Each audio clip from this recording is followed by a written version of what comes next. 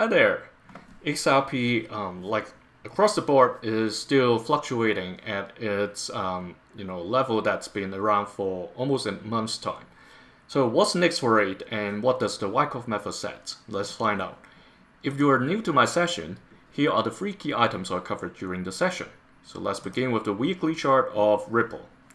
Here, we previously talked about, would there be another sign of weakness, meaning another bounce up for LPSY last point of supply like these previous bumps. So if I change it to a line chart, you clearly see these little peaks or mountain tops, okay?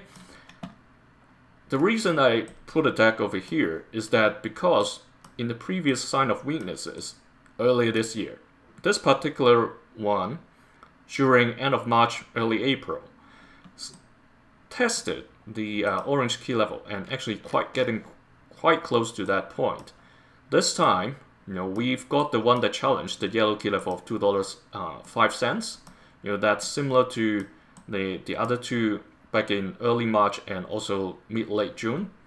So that's why I have this question. Would we see another one that bounces off from the orange key level? It came down to test the orange and quickly bounce up. And that may set another LPSY.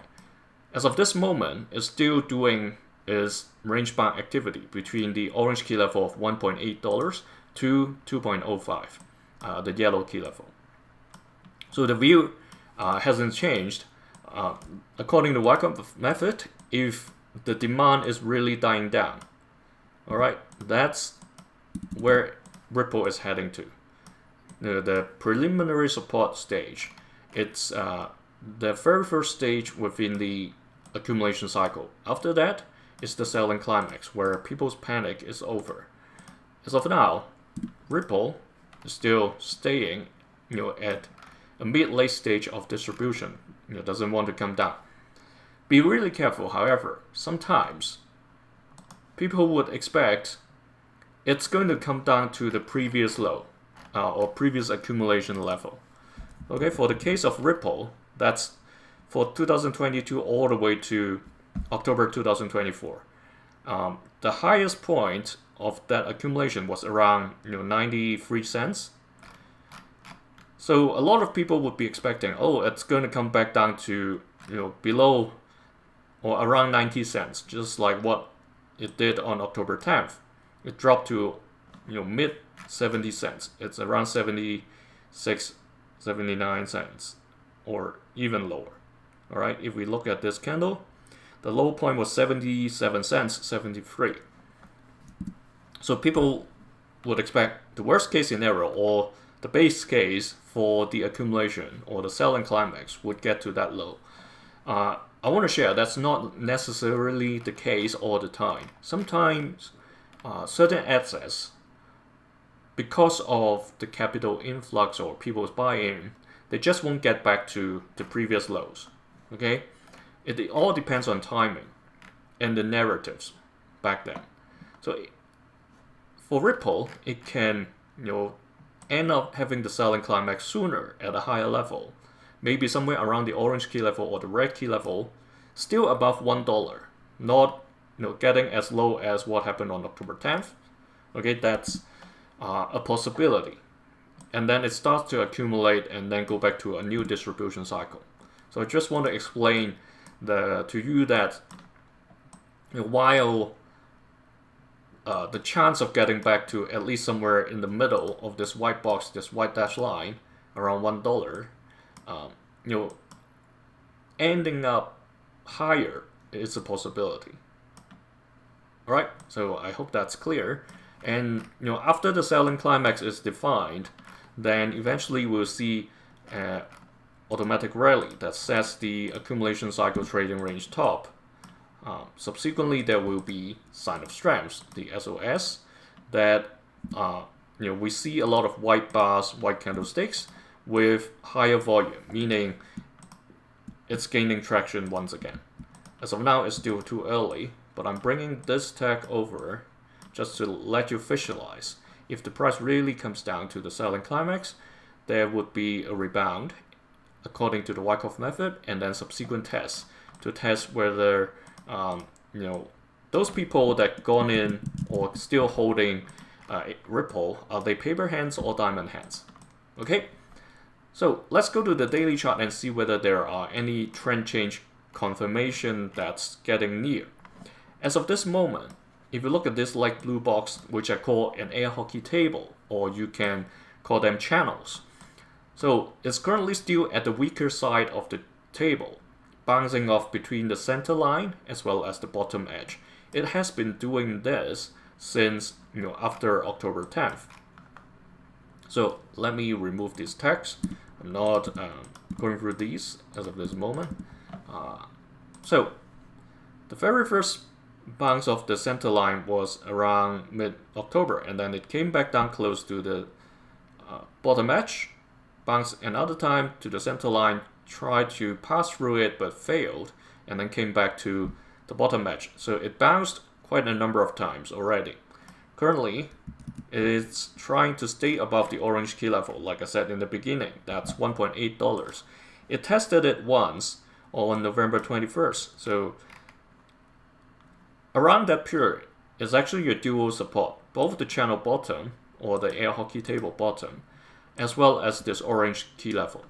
As of now, there's still like a dual support over there. Very close, we've got this white line. That's the ceiling of the long-term playground zone, which sits at around $1.75.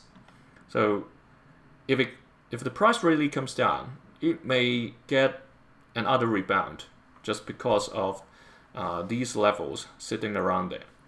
And in terms of timing, since it is trading at the weaker side of the table, it has to move to the stronger side. And I hope that it finds support above the orange key level and eventually move towards the stronger side of the channel or the table. If that's the case, that points to somewhere around mid-March. Or if it stays above the white, that's roughly a few days later, still within mid-March.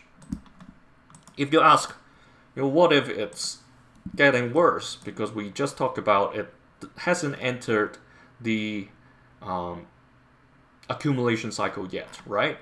So yes, if that's the case, then it may continue this bounce off from the center line, eventually breaking those two levels, and then come down to test the red key level of 1.55 or even this center line that I mentioned. Not as bad as to the red or the purple dash lines that we have seen just now in the weekly chart. So let me set those lines so we can see. All right. So here, assuming that is the more pessimistic scenario, that it comes down to challenge this white dash line at around $1.10 and eventually move along to the stronger side of the air hockey table. All right, that's the behavior we're trying to observe. That's pointing towards like beginning of June. Of course, you may say, like, I don't really want to see that happening. Like, is it really that pessimistic? Okay, if again it doesn't go that way, more optimistic view is that it started accumulate early, like I said, right? So you can come down, set it in like selling climax, and then automatic rally goes back to challenge this point, the 2.05, and started to trade sideways. All right, and then it goes up. That's the almost like the very happy case. If that's the case, this we said it's pointing towards mid-March already, but what if it's even happier? It bounces so quickly. I don't know, like, what happens. We're just 2 weeks away from 2026. By that time, new regulations came in, and probably people are starting their new fiscal year. I mean, especially those fund managers. So they may start reallocating capital into the crypto space. And then if that's really is the case, that pushes the price back to above the yellow key level. That's pointing to somewhere in the beginning of February. But that, you have heard me say, right? That's a lot of assumptions with many, many good things happening. Then there's a possibility that happens. Otherwise, for Ripple, it looks to me that by looking at both the air hockey table and the Wyckoff pattern or method, it's still a bit shaky as of this moment. Let me remove this tag, it's not relevant anymore. One thing I do want to mention, we haven't seen an upthrust after distribution. That can be like an even higher level than the previous two peaks, the buying climax and the upthrust. So that's the the very happy case that I just mentioned. All right, it challenged the orange, bounced up, doesn't go into accumulation, and immediately goes shoot to the upthrust after distribution. All right. However, what comes after is very important. Will they quickly come back and do its thing? That the long deal accumulation will then happen, maybe in late 2026, or at the beginning of 2027. It's just a random drawing over here, but then it's pointing towards somewhere around that time.